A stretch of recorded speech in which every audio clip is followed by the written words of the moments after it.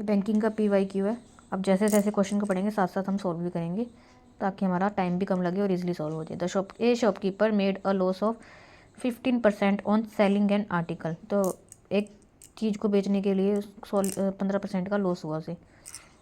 तो यानी कि कॉस्ट प्राइस मान लो x है, कॉस्ट प्राइस हमें पता नहीं ना। सेलिंग प्राइस यानी कि उसने 15% के लॉस पे बेची, यानी कि 100% कोई चीज़ है तो 85% पे बेची है ना उसने 15% के लॉस में, यानी कि 100 माइनस 15 यानी कि 85%। Had he sold the article for 3000 मोर, अगर वो 3000 ज़्यादा पे बेचता, he would have made a profit of 105। तो यानी कि प्रॉफिट होता 5% का, लॉस की बजाय प्रॉफिट होता। तो यानी कि अगर ये सेलिंग प्राइसेस का 3-4 ज़्यादा होता तो हमें प्रॉफिट होता, यानी कि हमारी जो कीमत है उससे हम 105 रुपये का मुनाफा होता है, यानी कि 105% पे बेची जाती।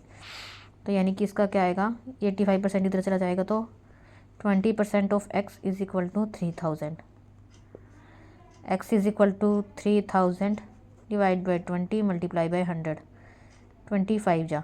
तो यानी कि ये 15,000 आ गई x की वैल्यू। x की वैल्यू 15,000 और ये कितना आएगा हमारा 85 मल्टीप्लाई बाई 15,000 डिवाइड बाई 100। तो यानी कि आएगा 15 जा 75, 15 जा 120 और 127 आएगा। तो यानी कि CP हमारा ये आ गया और ये इतना आ गया। उसके बाद हमारा क्या है, if he mark the price at 20% above the cost price. तो यानी कि 15,000 से हमें 20% अबव उसने मार्क प्राइस करा, तो मार्क प्राइस करा उसने 15,000 120 बटे 100, तो ये आ गया 18,000। Then find the discount given on the article.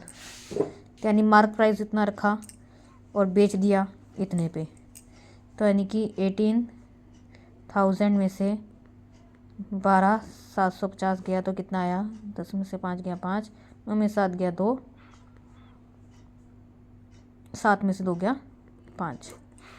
तो हमारा क्या आ गया, इतने का डिस्काउंट दिया उसने, इतना मार्क किया और इतने में उसने बेचा है, तो यानी कि डिस्काउंट कितना दिया 5250। तो यही पूछा था। आज की वीडियो में इतना ही। वीडियो अच्छी लगी तो लाइक शेयर सब्सक्राइब जरूर करना। Thanks for watching.